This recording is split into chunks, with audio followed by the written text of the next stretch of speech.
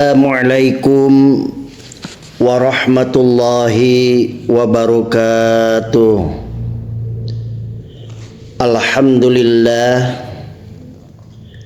Alhamdulillahi ala ni'matil imani wal islam.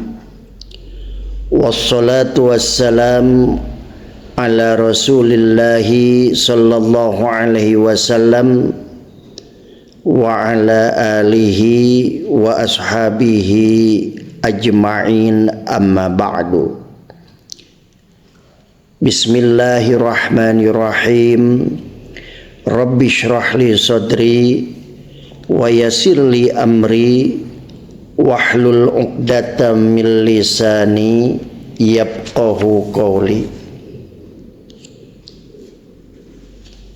Saudara-saudara kaum muslimin wal muslimat rahimakumullah,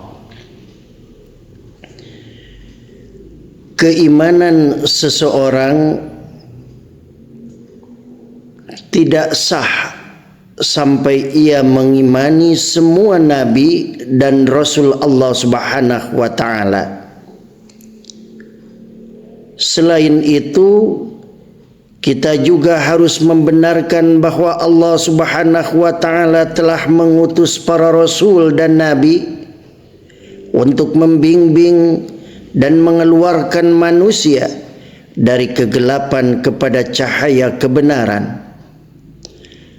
Allah Subhanahu wa taala mewajibkan setiap orang Islam supaya beriman kepada semua rasul yang diutus olehnya tanpa membeda-bedakan antara rasul yang satu dan yang lainnya. Di antara para rasul itu ada yang diceritakan dalam Al-Quran dan ada pula yang tidak diceritakan. Adapun rasul-rasul yang diceritakan dalam Al-Quran berjumlah 25 orang. Pada setiap umat pasti ada rasul sebagai teladan hidup yang harus diikuti ajarannya dan diteladani jejaknya. Allah Subhanahu wa taala berfirman, Amanar rasulu bima unzila ilaihi mir rabbihi wal mu'minun kullun amana billahi wa malaikatihi wa kutubihi wa rusulihi la nufarriqu baina ahadim mir rusulihi wa qalu sami'na wa ata'na ghufranaka rabbana wa ilaikal masir.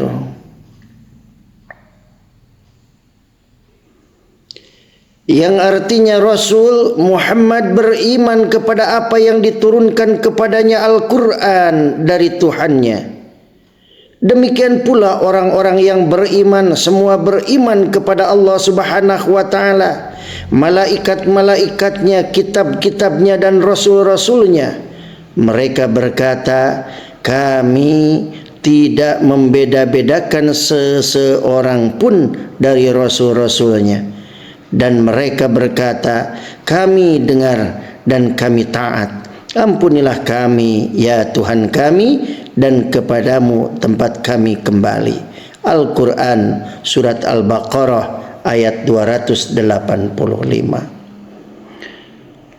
Saudara-saudara, pada setiap umat Allah Subhanahu wa taala pasti mengutus seorang rasul.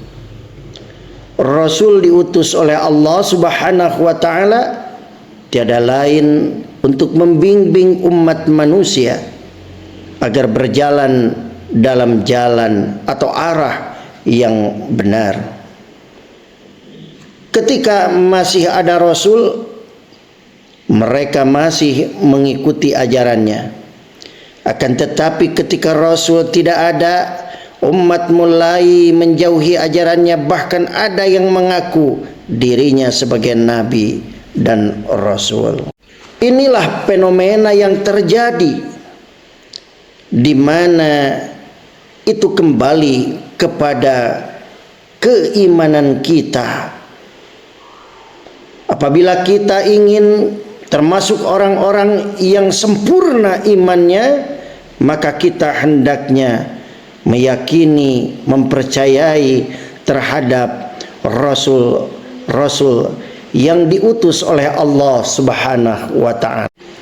Mengimani rasul-rasul Allah Subhanahu wa ta'ala merupakan kewajiban hakiki bagi seorang muslim, karena merupakan bagian dari rukun iman yang tidak dapat ditinggalkan. Sebagai perwujudan iman tersebut, kita wajib menerima ajaran yang dibawa Rasul-Rasul Allah Subhanahu wa ta'ala tersebut. Perintah beriman kepada Rasul Allah terdapat dalam Al-Quran, surat An-Nisa ayat 136. Ya ayyuhalladzina aminu billahi wa rasulihi wal kitabil ladzi nazzala ala rasulihi wal kitabil ladzi anzala min qabl wa may yakfur billahi wa malaikatihi wa kutubihi wa rusulihi wal yaumil akhiri faqad dhalla dhalalan ba'ida. Wahai orang-orang yang beriman, tetaplah beriman kepada Allah Subhanahu wa ta'ala dan Rasulnya Muhammad, dan kepada kitab Al-Quran yang diturunkan kepada Rasulnya serta kitab yang diturunkan sebelumnya. Barang siapa ingkar kepada Allah Subhanahu wa ta'ala, malaikat-malaikatnya, kitab-kitabnya, rasul-rasulnya, dan hari kemudian, maka sungguh orang itu telah tersesat sangat jauh. Al-Quran surat An-Nisa ayat 136. Saudara-saudara kaum muslimin wal muslimat rahimakumullah, Rasul-Rasul Allah memiliki sifat. Rasul sebagai utusan Allah Subhanahu wa ta'ala memiliki sifat-sifat yang melekat pada dirinya. Sifat-sifat ini sebagai bentuk kebenaran seorang Rasul. Ada yang disebut sifat wajib, ada yang disebut sifat mustahil, dan ada juga yang disebut sifat jaiz. Apa itu sifat wajib terhadap Rasul? Sifat wajib artinya sifat yang pasti ada pada Rasul. Tidak bisa disebut seorang Rasul jika tidak memiliki sifat-sifat ini. Apa saja sifat wajib tersebut? Yang pertama adalah as-siddiq, artinya Rasul selalu benar.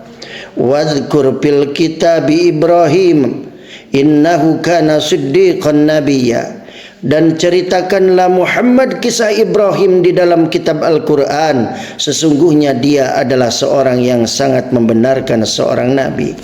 Al-Quran surat Maryam ayat 41. Sifat wajib yang kedua adalah al-amanah, yaitu Rasul selalu dapat dipercaya.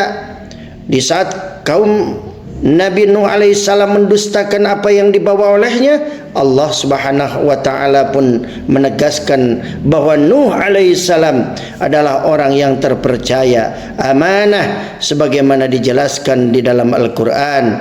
Idh qala lahum akhuhum Nuhun ala tattaqun inni lakum rasulun amin. Ketika saudara mereka Nuh berkata kepada mereka, mengapa kamu tidak bertakwa? Sesungguhnya aku ini seorang rasul kepercayaan yang diutus kepadamu. Al-Quran surat Asy-Syu'ara ayat 106 dan 107. Saudara-saudara, sifat wajib yang ketiga yaitu at-tabligh, yaitu Rasul selalu menyampaikan wahyu. Tidak ada satupun ayat yang disembunyikan oleh Nabi Muhammad sallallahu alaihi wasallam dan tidak disampaikan kepada umatnya. Dalam sebuah riwayat diceritakan bahwa Ali bin Abi Thalib ditanya tentang wahyu yang tidak terdapat dalam Al-Quran. Ali pun menegaskan bahawa demi zat yang membelah biji dan melepas napas, tiada yang disembunyikan kecuali pemahaman seseorang terhadap Al-Quran. Saudara-saudara yang dirahmati Allah, itulah sifat wajib ya yang ketiga. Adapun yang keempat yaitu al-fatanah. Apa itu al-fatanah? Yaitu Rasul memiliki kecerdasan yang tinggi. Ketika terjadi perselisihan antara kelompok kabilah di Mekah, setiap kelompok memaksakan kehendak untuk meletakkan al-hajar al-aswad, batu hitam, di atas Ka'bah. Rasulullah SAW lalu menengahi dengan cara semua kelompok yang bersengketa agar memegang ujung kain yang dibawanya. Kemudian Nabi meletakkan batu itu di tengahnya dan mereka semua mengangkat hingga sampai di atas Ka'bah. Sungguh cerdas Rasulullah SAW. Saudara-saudara kaum muslimin wal muslimat rahimakumullah. Adapun sifat mustahil bagi Rasul, yang pertama adalah al-kizib. Mustahil Rasul itu bohong.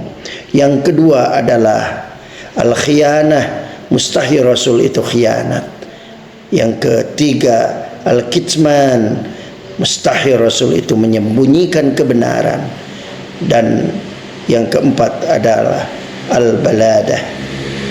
Al-baladah yaitu mustahil Rasul itu bodoh. Hadirin hadirat rahimakumullah, mustami'in mustami'at yang dimuliakan Allah. Adapun sifat jaiz bagi Rasul, selain Rasul memiliki sifat wajib, juga lawannya yaitu sifat mustahil. Rasul juga memiliki sifat jaiz. Akan tetapi sifat jaiz Rasul dengan sifat jaiz Allah Subhanahu wa taala sangat berbeda. Allah Subhanahu wa taala berfirman, "Ma hadza illa basyarum mislukum ya'kulu mimma ta'kuluna minhu wa yashrabu mimma tashrabun." Orang ini tidak lain hanyalah manusia seperti kamu. Dia makan seperti apa yang kamu makan dan dia minum seperti apa yang kamu minum. Al-Quran surat Al-Mu'minun ayat 33. Rasul juga memiliki sifat-sifat yang tidak terdapat pada selain Rasul, yaitu seperti ismatur Rasul. Ismatur Rasul adalah orang yang maksum, terlindung dari dosa dan salah dalam kemampuan pemahaman agama, ketaatan dan menyampaikan wahyu Allah Subhanahu wa taala. Oleh karena itu, seorang Rasul selalu siaga dalam menghadapi tantangan dan tugas apapun. Yang kedua, iltimazur Rasul adalah orang-orang yang selalu komitmen dengan apapun yang mereka ajarkan. Mereka bekerja dan berdakwah sesuai dengan arahan dan perintah Allah Subhanahu wa taala, meskipun untuk menjalankan perintah Allah Subhanahu wa taala harus berhadapan dengan tantangan-tantangan yang berat, baik dari dalam diri pribadinya maupun dari para musuhnya. Rasul tidak pernah sejengkal pun menghindar atau mundur dari perintah Allah Subhanahu wa taala. Demikianlah saudara-saudara kaum muslimin wal muslimat rahimakumullah yang bisa disampaikan.